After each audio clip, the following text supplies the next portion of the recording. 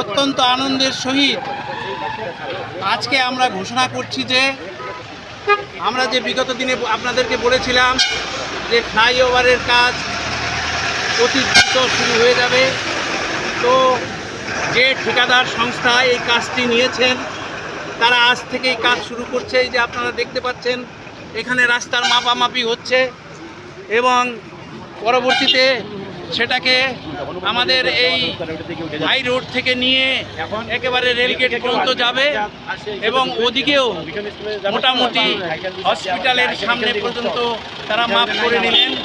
এরই মধ্যে সীমাবদ্ধ থাকবে বলে আমরা আশা করছি। পরবর্তীতে যদি সেই অর্ডারের কোনো পরিবর্তন হয় সেটা হতে পারে, কিন্তু বর্তমানে যে ঠিকাদার সংস্থা আজ থেকে তাদের কাজ শুরু করলো সেটা হাই রোডের সামনে যে ইংলিশ মিডিয়াম স্কুলটি রয়েছে সেখান থেকে স্টেটিংটা শুরু হবে, হাইট হওয়া শুরু হবে এবং সেটা ওভারব্রিজ পার করে গিয়ে অবকাশ লস পর্যন্ত গিয়ে সেটা আবার সমতলে মিলিত হবে। এতটুকুই আমরা আজকে যে সংবাদ সেটা জানতে পারলাম এবং সত্যি আজকে আমাদের এই পশ্চিমবাংলায় যে ডবল ইঞ্জিনের সরকার কিভাবে দিন রাত কাজ করে চলছে তারই একটি জ্বলন্ত উদাহরণ আমাদের দেখার চাক্ষুষ করার মতো সৌভাগ্য হলো।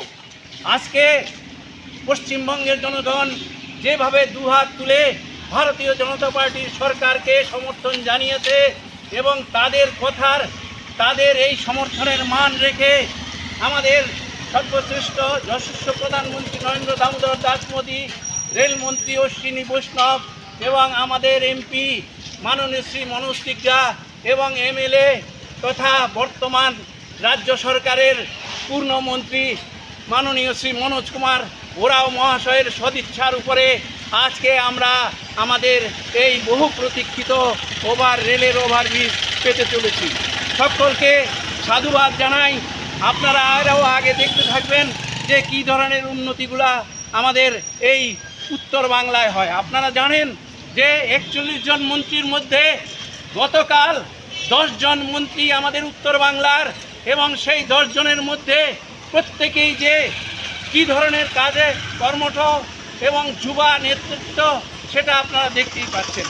তাই আজকে পশ্চিমবঙ্গে যে উত্তরবঙ্গ বঞ্চিত ছিল সেইটা ধুয়ে মুছে পরিষ্কার হয়ে গেল।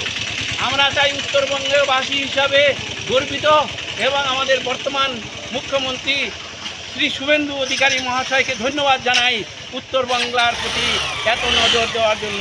জয় হিন্দ, বন্দে মাতরম, ভারত মাতা কি জয়।